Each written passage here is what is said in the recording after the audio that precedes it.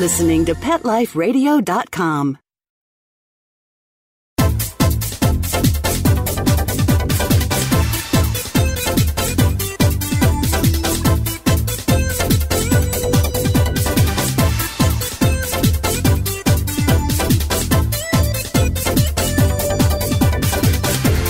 Hello, welcome to Animal Party. It's Deb Wolf, and today I have back with me Laura Cook. I've had her on many times, and most of the time we talk about animals and people and healing and allergies and things like that. And today I had planned to ask her all about pollen, because I know that world pollen counts are off the scale and people are really, really suffering. And she's helped me so much in the past with my allergies to what I thought was just cherry trees, but is probably pollinating trees.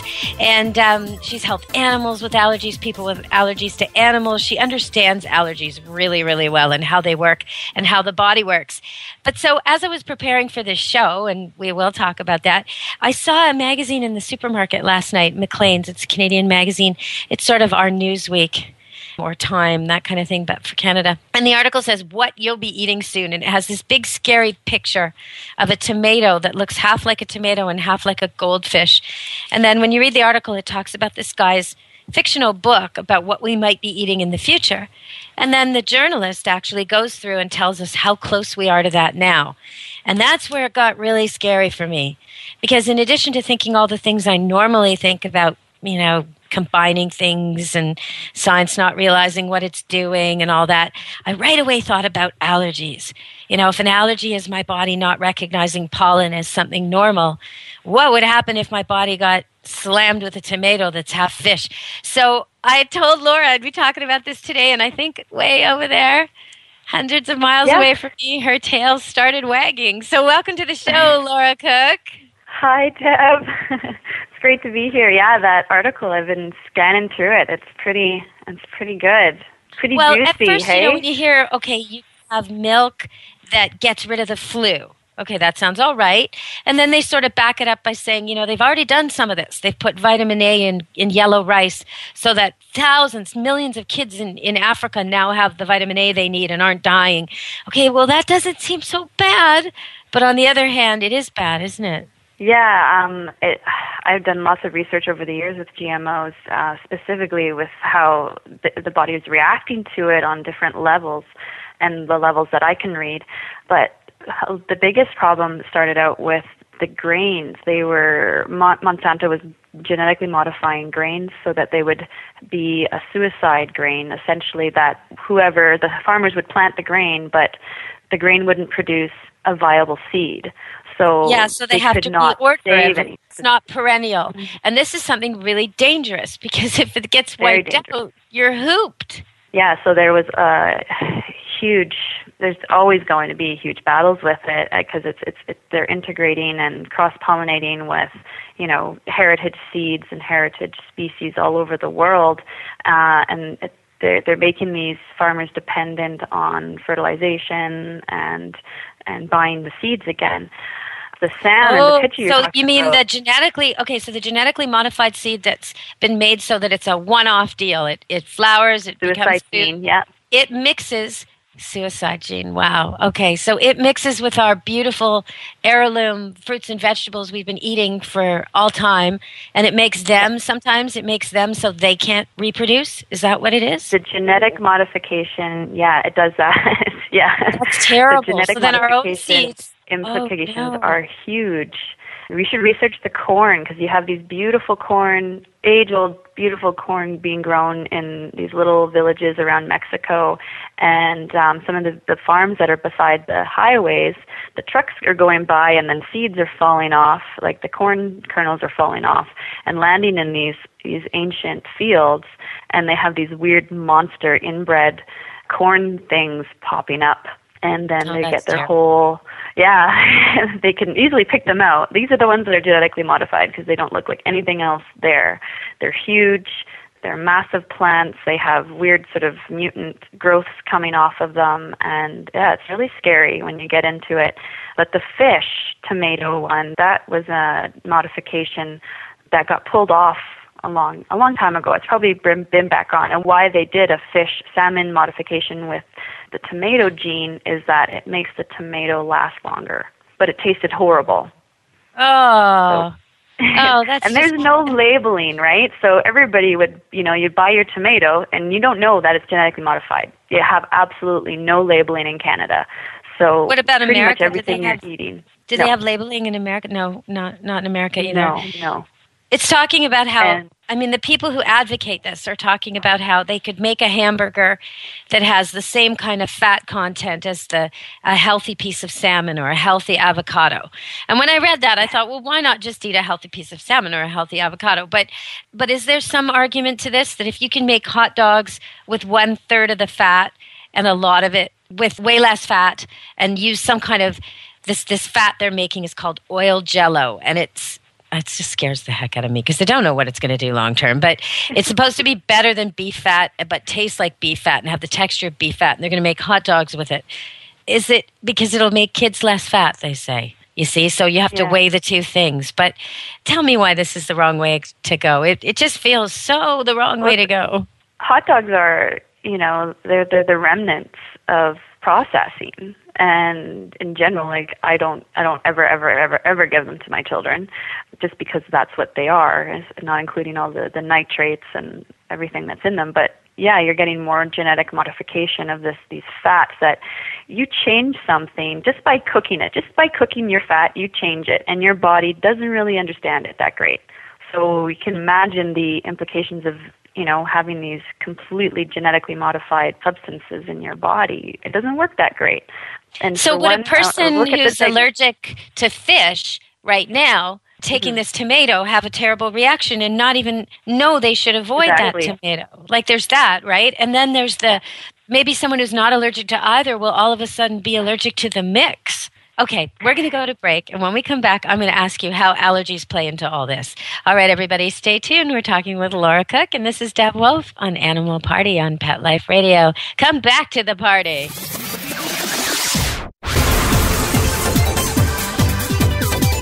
Don't go anywhere, because the best is yet to come. Stick around. Petco, where the pets go. Petco, where the pets go. Pet Life Radio has tail-wagging, fur-flying, fabulous deals for our listeners from Petco. Get $6 off your order of $60 or more and up to 40% off the entire Petco site. That's right. But that's not all. Because you're a Pet Life Radio listener, you'll also get free shipping on your order of $49 or more. $6 off, up to 40% off, and free shipping from Pet Life Radio and Petco. To get these awesome deals, go to petcodeals.com. That's petcodeals.com. Petco, where the pets go. I'm not much of a reader, but I do wish I were more well-read. There are so many great books coming out. I wish I could find a way to keep up. Audible.com makes it easy to stay well-informed and catch up on your reading simply by listening. Audiobooks from Audible turn downtime into uptime. You'll be more productive and become well-read. Now I'm able to catch up on all the great books I've been wanting to read. With Audible, I feel smarter. Pet Life Radio listeners, try Audible.com now and get your first 30 days of Audible Listener Gold membership plan free. And get a free audiobook. Choose from over 100,000 titles. To get this great deal, go to audibledeals.com. That's audibledeals.com. Love your pets but wish their medications were a lot less expensive? They are at 1-800-PET-MEDS. You'll not only save on flea and heartworm medications, but on prescriptions for arthritis, incontinence, thyroid, and more. And you get fast service, free shipping, and a 100% satisfaction guarantee. Plus, our licensed pharmacists ensure accuracy, monitor drug interaction, and more. See why over 5 million people have trusted their pet's health to 1-800-PET-MEDS, America's largest pet pharmacy. Call now or order online. Go to petmeds.com/party, PARTY, to get 10% off any order and free shipping on orders of $39 or more. This year, Americans are expected to spend a jaw-dropping $36 billion on their pets. From lighted leashes to high-end spa products, the discriminating pet owner can find just about anything to pamper his or her pet. Hi, this is Michelle Fern. Join me every week for Best Bets for Pets, where we'll talk about the latest pet products and talk to the companies that make them. Best Bets for Pets, every week, only on PetLifeRadio.com.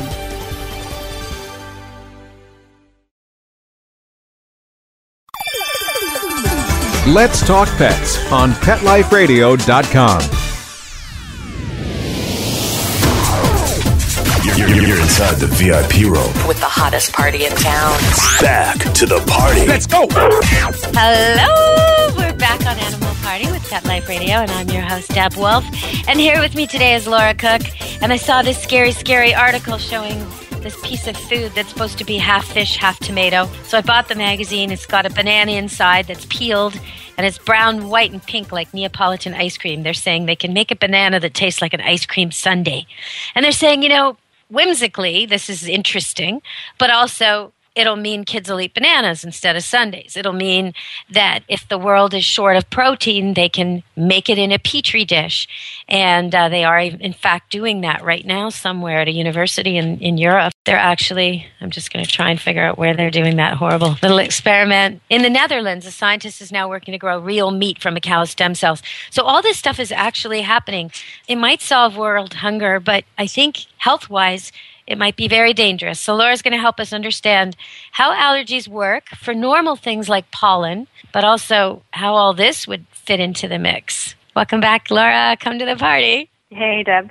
It's an amazing thing to think about, and we battle with pollens on a daily basis, and the amount of toxins in our environment is huge and hugely increased, and our pollen counts are, I've just been reading some things about double peak average is happening, and then, you're throwing all of these genetic modifications into our foods, not to mention the antibiotics that are being given to the animals and are being put in our water supplies. Our systems are overloaded, and it's coming up in our immune systems and how our immune systems are being super sensitized and reactive, and we're getting huge amounts of anaphylaxis coming up, and then the cases of autism and Asperger's and all of these developmental issues are skyrocketing. And how where's the being connection? Affected by the GMO, right? Where's the connection? Where's the connection? and you have to look at it. Where's the connection between those two things you just mentioned, kids with autism and learning troubles, emotional problems?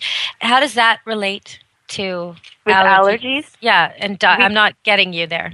Well, in my work, I see it as the 4 A's: allergies, asthma, autism, and Asperger's. They sort of all interconnected because a lot of their sources are similar. You're looking at the environmental impact of the toxins in our environment and how that affects our immune systems and digestive systems. 80% of our immune system is in our digestive system, and a lot of these developmental issues are, sourced in the digestive system. So when our systems, we're eating food that is toxic or, different, that our body doesn't understand, our immune systems are going to be affected because 80% of our immune system is in our digestive system.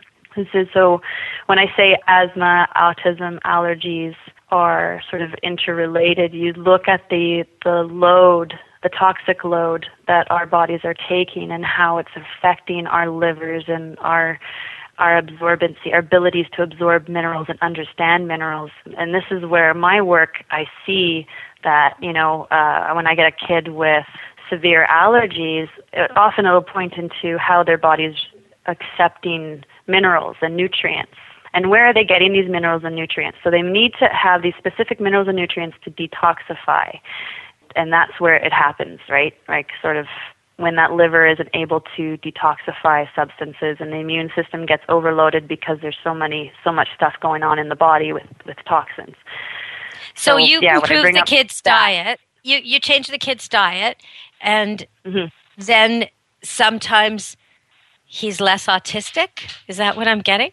Well, yeah, there's a lot of parents out there who are taking a more natural, holistic route with autism, and they're going with, supplementing with nutrients because the liver's not getting the nutrients it needs, or it's not recognizing those nutrients. And yeah, changing the diet. There's a lot of parents who are doing a diet that's no grains, higher fats, so the brain is getting more fat, because the brain needs fat for development. And when you talk about these hot dogs with a shifted kind of fat, like this is the fat intake in our diet has a huge effect on our brain function and our overall, health in general, not just allergies and that. But yeah, it's a scary situation that's happening in our health. Just conventional. Well, if people are listening and they've got an autistic kid and they suspect diet is a part of the picture and they want to get a hold of you, can you let them know how to do that? And then I think we're going to move on and go back to the article because I got more to talk to you about. But what do they do? Because I didn't realize there was such a strong connection. I mean, it makes sense because you see it with other behavioral problems in children. And I know they've decided conclusively in many studies that sugar, food coloring, and flavors do not affect hyperactivity, but I do not believe those studies are correct from my own experience personally with kids and teaching and myself. There are many, many people who are highly influenced and made symptoms of hyperactivity are made worse and almost uncontrollable by artificial colors, flavors, and dyes. And it can be immediate. Mm-hmm. So I see these kids with their orange drinks and their red candies, and then they go crazy right after. And it's, within 10 minutes for about 20 minutes. It's really predictable. But I didn't know that there was such a strong connection with autism and that you could help them so much with changes in what they eat, or that they needed more fat in their diet, because it almost seems the opposite. When I see autistic kids, not all of them, but a good chunk of them seem to be on the heavy side. So I bet that a parent would naturally want to feed them less fat. You know what I mean? Like, what's up with that? Yeah.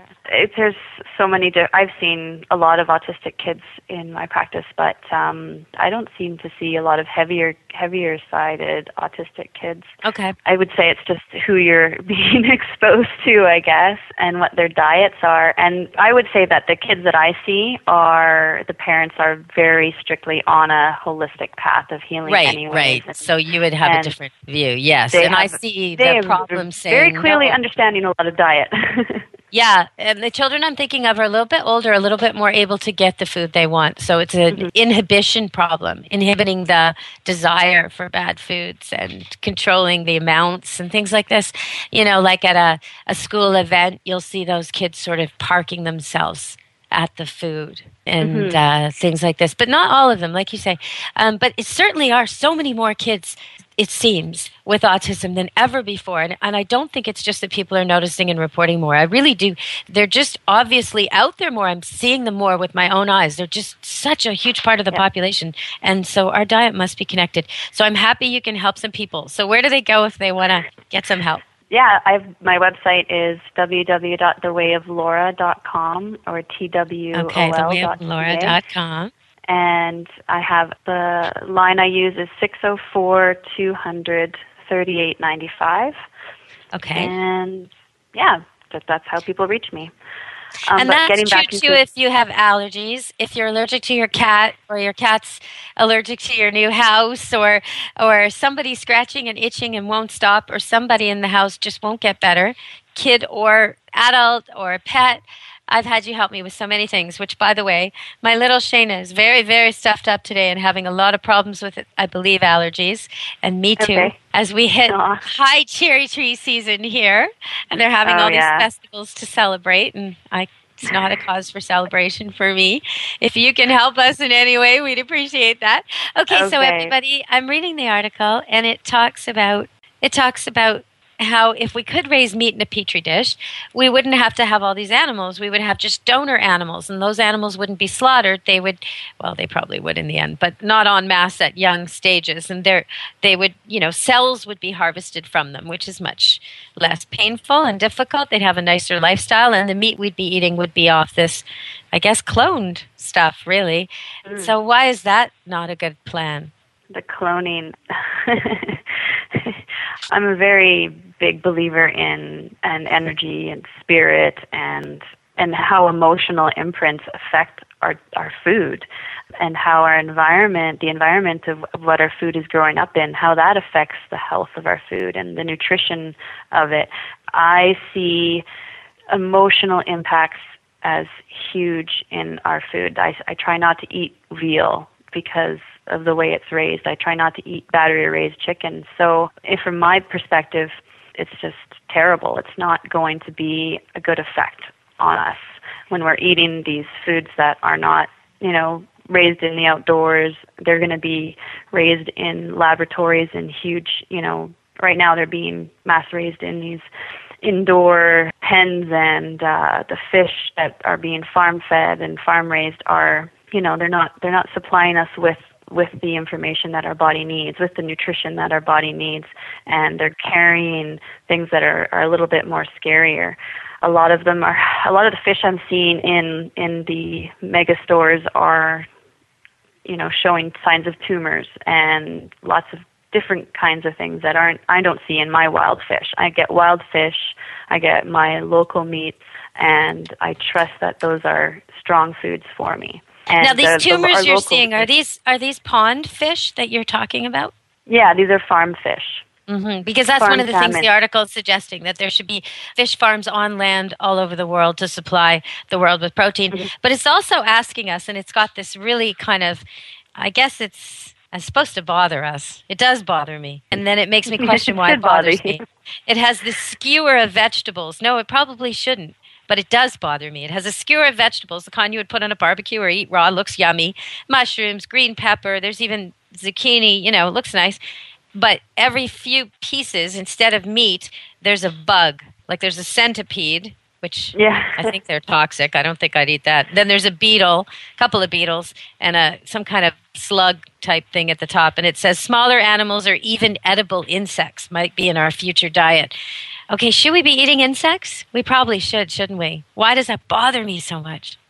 Well, it's just not part of your belief system. It's so far out of your food intake right now that, there's people in the world who survive on insects and it's a good source of protein.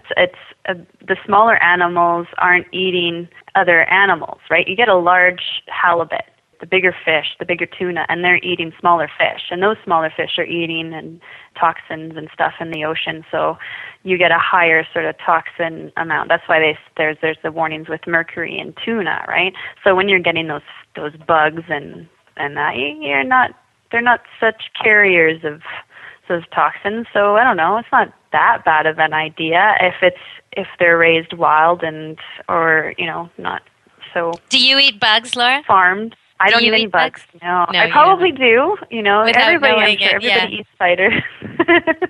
Yeah, in their food, I guess so.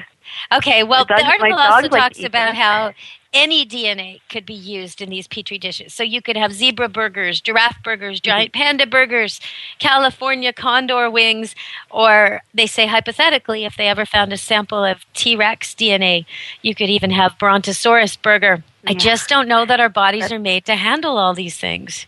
I don't know. Are they?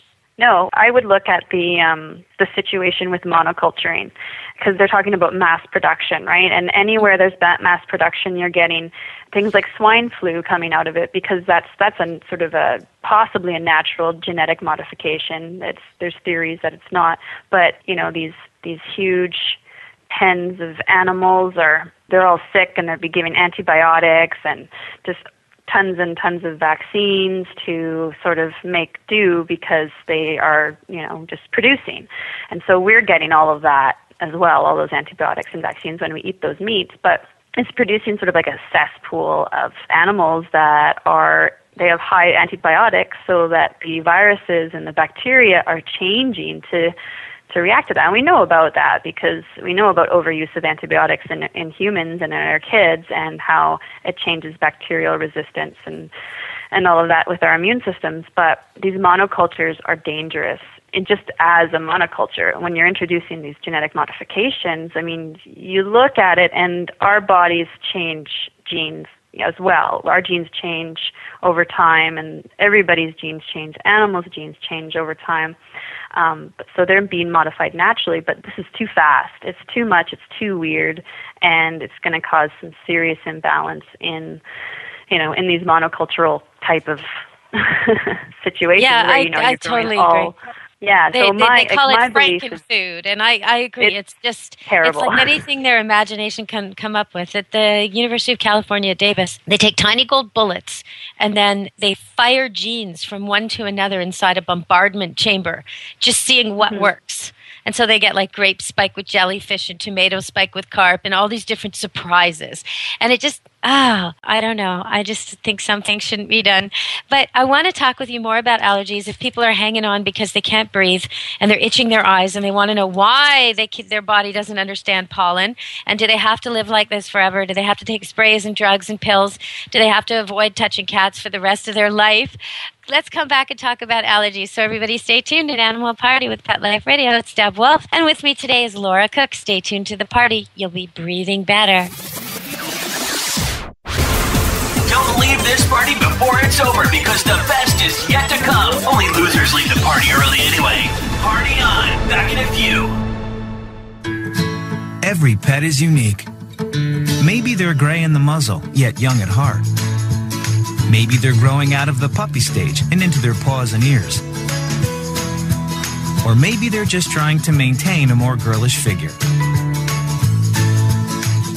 At PetSmart, we have the right food for your pet at a great value for you. PetSmart. Be better together.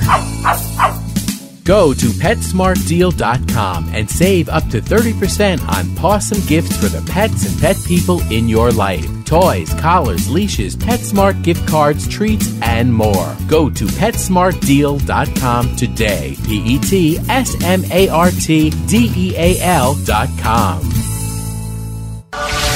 Welcome to GoDaddy.com's Internet Cloud.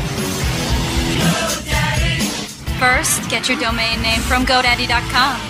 Then, make your business and personal internet dreams come true. Go to GoDaddy.com. Use promo code PARTY101 and get a .com domain name for just $7.49. Party102 for 10% off your order. Party103 for $5 off $30 or more on any items. Or Party104 for 20% off one-year hosting plans at GoDaddy.com. GoDaddy.com. Domains, websites, and everything in between. Betty White, what's the #1 pet radio network in the world? Pet Life Radio. Cesar Millan, the dog whisperer. What radio network has over 5 million monthly listeners and over 50 pet talk shows? Pet Life Radio. Rachel Ray, where is the best place to reach potential customers if you have a pet business? Pet Life Radio. Put your business in front of over 5 million pet parents with a radio ad on Pet Life Radio, the award-winning #1 pet radio network on the planet. Call our sales department today. Toll free at 877-385-8882. That's 877-385-8882. Or email us at sales@petliferadio.com. Steve Wozniak, if Apple was a pet business, where would you advertise your eyeleash? On Pet Life Radio. Pets can be a wonderful addition to your life because they're a member of the family. Keeping them healthy and happy is important. Pet Life Radio presents The Pet Doctor with veterinary media consultant and veterinarian Dr. Bernadine Cruz. Whether you have a dog, cat, reptile, or rabbit, you'll find answers for your pets straight from the vets. The Pet Doctor, on demand every week, only on PetLifeRadio.com.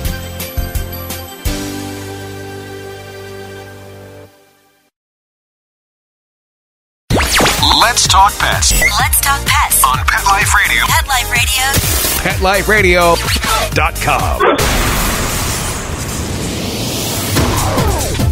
You're inside the VIP room. with the hottest party in town. Back to the party. Let's go. Hello! Welcome back to Animal Party with Deb Wolf on Pet Life Radio. And today we have Laura Cook, and she will now get to it. Why are there so many of us, me included, scratching and rubbing our eyes and sneezing and taking all kinds of drugs we don't want to take because it's springtime, and it's the springtime of the century, it seems. Yeah, it is. I've just been reading those double peak average pollen counts out all over the country. Maple, oak, and ash are big, and then down in the coast where you are, it's the cherry blossoms that are coming out huge. My favorite. Oh yes, gotta love them. The pollen count. The pollen count changes are. I see a lot of in the Lower Mainland and in any big sort of urban, suburban area, you're going to have these developments, these little developments, and they're planting a lot of the male trees of one species. Yeah, non-fruiting male trees that just kill. Why are they doing that? No fruit, no benefit, just pollen. Come on. Yeah. So they're just like, over-pollination. Where are the girls? I don't know. Let's just put out more. Let's just put out more. And they're, that's what it is. Crazy. That's a big one. Here. Yeah. And seems like every flock votes that tree is their favorite tree, and then every single tree that gets planted this year is on. Like, come on, guys. There's other trees in the world. Oh, well. Mm-hmm. Yeah, no, it's pretty intense. And then you get your different things like rain. And if you're in a rainy place, then the rain brings it down out of the atmosphere, but when it dries up, you've got all this pollen that's sort of drying up and being kicked around, right? And also the rainy places have a lot of mold, and that's what I see is like mold is a huge reaction for most people. And so when you get the mold coming out from it's warming up, you get a little bit more mold happening, and then you get the pollens, and then your immune system is just sort of overloaded, and you're going to have these multiple triggers happening at the same time. You're talking about mold outside, right? You're not talking about in your home. You're talking about like natural stuff you can't do anything about. Mold growing in the forest. If you have a lot of leaves around your house, keep them cleaned up in your yard. Picked up off the road in front of your house because there's going to be mold spores going on in there, especially in the Vancouver area, the coastal areas that get a lot more rain. What's the difference between moss and mold in terms of allergies? Is there any difference? The reaction to mold is very similar. Like if I see moss, if I see moss somewhere, does that mean there's probably mold there too? There might be, yeah. Okay, so they're in the same area. It's hard to know where mold would be, right? Mm-hmm. Mm-hmm. Gutters have a lot of it if it's a rainy area and you've got leaves full of gutters. So keeping your gutters clean can make a difference too. I've seen with people, but most people when they come in, if they're coming in person or we're working on the phone, I say, collect some of the atmosphere outside of your house with a paper towel and then we'll work with that. And it's sort of it's an imprint of that information that's happening in your environment, and we get the body to help understand it anyways.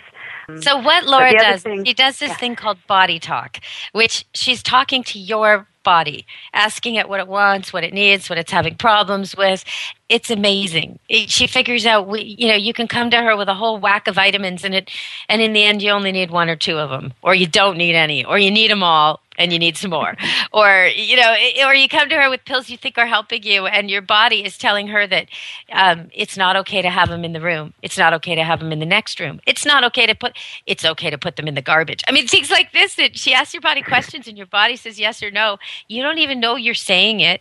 It's the weirdest thing, and you can do it remote as well, which is amazing. So you don't even have to be in the same place, which is good because you live in a place where there's not that many people. So everybody all over the world can use Laura. You just have to log on to her website and talk to her, send her an email, and she'll book an appointment. And you'll be so much better so quickly. I mean, with me, it takes recurring. I have to sort of call you every spring because my environment is so heavy. I live in the rainforest. I work with animals in a tiny patch sort of carved out of the forest, just like you're saying. And there's fruiting trees everywhere, and there's pollen everywhere, and I touch cats and dogs every single day, So it's not a one-off for me, but if I had a normal life, I think I'd be done already. Couple treatments, The stress is a big thing too. Your stress really sort of affects your digestive system, and again, 80% of your digestive system, or 80% of your immune system is in your digestive system. So when you're stressed, you tend not to eat well, and there's just so many different factors. See, I've always thought there was allergies. Good stress and bad stress. Like I like live video, I like deadlines, I like performing on stage. There's good stress. I like meeting a dog who's really a challenge. That's stressful if he's a biter, and the owner didn't bring a muzzle. Nice. But, so I like some stress. That's not going to hurt my body the way the stress I don't like does, right? Or does it? Is it all the same?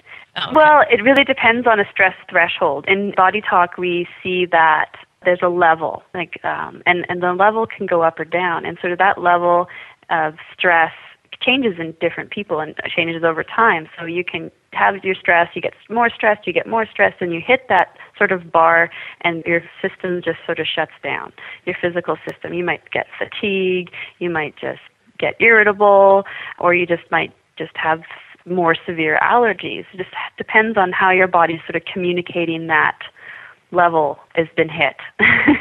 Everybody's a little different. So some people can have really high stress threshold and they just go, and they don't seem to be affected at all. And other people just have a low one and they can't take any stress whatsoever. So that's something that Body Talk helps adjust as well, is getting your body back on a level of stress that it can handle. Okay, so when you change their diet and you give them a treatment, it's not so much that you're figuring out what, like if someone can't have healthy foods, you don't give up on that, right? I think sometimes people think they're going to come see you and get a list of what they're not allowed to eat anymore. And that is true, but it's not the list of the things that aren't agreeing with you. It's a list of things you shouldn't eat anyway. And then there's a list of things you can eat because say you were, like if I'm always allergic to something healthy, like lentils, or tomatoes or rice, you'll help me get over that, right? Yes. Yeah. I just had a woman, I just talked to this woman that I've been working with for about a year now, and she couldn't eat strawberries. And she loves strawberries. She's like, strawberries. It drives me crazy. I need my strawberries. And I said, okay, well, we'll do what we can do, and we'll just see what's going on. And the next session, she said she's been eating strawberries like crazy for the last 6 months, and she's so excited because it's almost June. When I first came to see you, you told me my body was telling you that it was on overload from blueberries, which is really funny because I have a blueberry patch and I eat them all year round and freeze them, and I'm just so into it. And I thought, antioxidants, I'm doing my body a favor. I'm going to eat blueberries every day. And it was like, you are blueberried out, girl. So I think sometimes we try too hard, Yeah, and it's something we would call cellular saturation, where your body's just like gets so much of that information, and if you don't listen, you don't realize, well, if I eat blueberries every day or bananas, I've seen if somebody have a banana reaction because they just eat bananas every single day, and your body is going to tell you, it's going to flip those little responders, or their receptors in the cells, they're going to flip them out, and your body is going to start seeing that substance in a way that you don't want it to see it. It'll see it as like an invader, or it'll see it as a toxin, or it'll flush it out, or it'll store it somewhere, right? Like how our cells receive information is a big key. And cellular saturation with the blueberries, that's sort of what could happen. You could eat so many of them, and then your body says, no more, you're not listening, okay, we're bringing out the big guns, and you start to have a reaction to it. And it's the physical communication. We can't understand it energetically because we're not wired to do that right now. And now, so we have this physical reaction that happens. It's pretty neat. Well, you told me that 21 days, 3 weeks is kind of a number. That if I'm ever eating something every day, after 3 weeks, stop. Because I am like that. I get into habits, and I'll have the same thing exactly. Really, really so much like that. So it was good for you to say that to me, because now I have sort of a 3-week habit and then a different 3-week habit, a different 3-week habit. Yeah, you're more conscious of it, right? Yeah. Like you understand it, you see how it's affecting your body, and when you get to a point where you need help, you just contact me, and then we just do some work to help you understand what's going on and how you can adjust your lifestyle, or how we can help your body understand things. The receptor information, I explain that a lot. I do seminars and we talk about the science of cellular healing and consciousness healing. And Dr. Bruce Lipton is a big supporter of that. He has some amazing books about science of belief and the receptors, how we can change those receptors with our beliefs, and his explanations in his books and audiobooks are very easily digested. So they're easier to understand. They're not bogged down science. But I really love his work because it helps you understand how consciousness healing works and why it works so well. And not just consciousess-based healing, but energy medicine, acupuncture.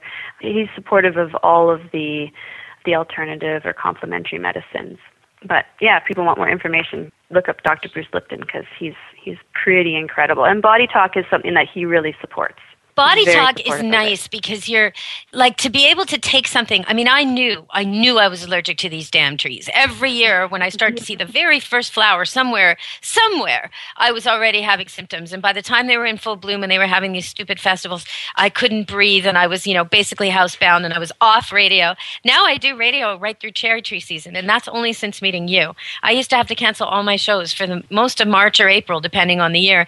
And I just couldn't breathe. I couldn't do 59 minutes without coughing, so it's a huge difference. But that I could just go and snip little bits of this tree and put it in a Ziploc bag and come see you or call you and get bags of stuff. Right? Oh yeah, I did. I know. People thought I was like some kind of weird burglar with a pet car front or something, and I don't look like a burglar, so they probably thought it was pretty odd. I mean, here's this woman sneaking around people's balconies, cutting little things, and all the my place. Put them in their face. Because it was early in the season, not much was blooming, and I knew what triggers me, and I'm looking for them. I'm like, there it is. There's forsythia over there. I'm going to go get a piece. Mm-hmm. Okay. Oh, yes, there's lilac. I'm off, But it was amazing. Yeah. It was such immediate, huge relief. I remember that first time because I had just come home from Florida. I'd come back here. It was spring here, so my body had no chance to prepare because I'd been away when it started. And, I got all my allergy meds from the drugstore and everything, and I was all prepared, but it takes a while. And I really like my eyes just puffed up. I looked like a little old lady with red eyes and wrinkles all over them. They were swollen and sore like a little pug, and I couldn't breathe. And it was just, I'm miserable. And I'd never seen you, but I thought I'm going to try this because I'd, heard about you through Adored Beast Vet Clinic and all this work you were doing, healing pets with allergies. And I thought, well, if she can do it for the animals, maybe she could do it for me. And I headed over, and the way there, I mean, it was just like, I'm sort of reading the dosages on the Ventolin and the nasal spray because I'm worried about overdoing it because I have to keep stopping my car and taking more. All the windows are shut. I've not touched it, and the time when I did all this, the picking on the way to your place was the second time I came because the first time I didn't know I was supposed to do that. So I'm not touching any plants or anything. I get there and it's amazing. Like the way home, I rode with the windows open and I was singing to the radio. Halfway home, I realized, oh, wow, I can breathe, I can sing, and the windows are open. I mean, and it's spring. I'm not hiding away like some, you kind of feel like the Scrooge of spring when you hate allergies and everybody else is all happy and you're like, do you want to go for a walk? No, not really, It's a gorgeous day. No, not really. I don't think so. Let's go see the Cherry Tree Festival celebrations. No, not on your life, So you don't tell people to stay away from the things they're allergic to. You help them get over it. But sometimes you kind of have to get a little space. Like I remember you telling me there was this one cat lion who I still love and adore. And you were saying to me, it might be a good idea for the next little while he didn't touch your face so much. Easier said than done when he sleeps on my head. But, it's so sometimes you need to sort of back off a bit for a while and then you can go back to your old exposure, right? There's a little bit of play. Yeah. We did a lot of work with you and animals, and I have so many people who love their animals so much, and they suffer. And I recently have a long-term client. I've seen him for 5 years or more, and he was all of a sudden was being exposed to this new cat, and he just came in and we worked on him with the cat hair, and he was fine. And after that, and he was so excited because he didn't have to, give up the cat. And the antihistamine and everything. And I've had a woman that could not breathe. She couldn't be in a restaurant if somebody was wearing a jacket, if they had a dog and that dog hair was on the jacket or something. She had severe asthma. And we had to do quite like 10 sessions, I guess, with her. But see, I meet those people, and I pass out your card. And the reason I meet those people, one of them is my bank teller. I go up to the counter. She seems fine. Partway through doing my transaction, she's rubbing her eyes. She's sneezing. She's coughing. It's me. She's allergic to me. Yeah. She goes, I touch cats and dogs all day long. Oh, yeah, I'm a walking, petri dish for this poor woman. And then she says, I don't know what's the matter with me. I'm not sick. As she grabs a tissue and I say, are you allergic to cats and dogs? She's like, oh, terribly allergic to, she named something, Labradors or something. And I'm like, well, yeah, got 3 of them at camp right now. Okay. That would do it, you know. And I look clean. It doesn't look like there's any hair on me, but the allergies, no. So, okay, so everybody, if you're thinking, that's me, that's my kid, can't have pets, you know, what can we do? Laura Cook, thewayoflaura.com. Thank you very much, Laura, for helping us understand what we're eating and how allergies work. And I know I'll have you back again. Thanks for joining me. You know what? I think I'm going to email you just so you know what's up with me and my kids in case you want to give us a little healing treatment. We'll take it. Yeah, we'll have to do a consultation here. There you go. Follow up with you guys. Yeah, well, we're off for a riding lesson right now. We're going to change clothes and go riding. And it's a nice indoor ring, so we won't be out in the pouring rain. And we got 3 horses ridden before by special request, so we're all excited. I'm going to canter and jump. My kids are going to learn how to hold their hands and sit properly. It's perfect. Yes, I can't wait. Beautiful. I'm so excited. I'll be paying for it so much. Okay. Well, next time I go riding, I'm hoping it'll be with you, Laura. I can always get a horse for you, you know. Yeah. I know. We'll go in the I'll trails. be down there. Oh, so May, that's next week. They start to open up the trails. That'd be really good. I'd love to go riding with you. We'll book a day. I'll be there in the end of May. Oh, nice. Okay, talk to you soon. Thanks for coming on the show. All right, everybody, that was Animal Party Pet Life Radio. We did not have our horses here today. We were talking cats and dogs, allergies, and the food you eat. Come to the next party, and until then, be good to your animals. From Deb Wolf and Pet Life Radio. Let's Talk Pets, every week on demand, only on PetLifeRadio.com.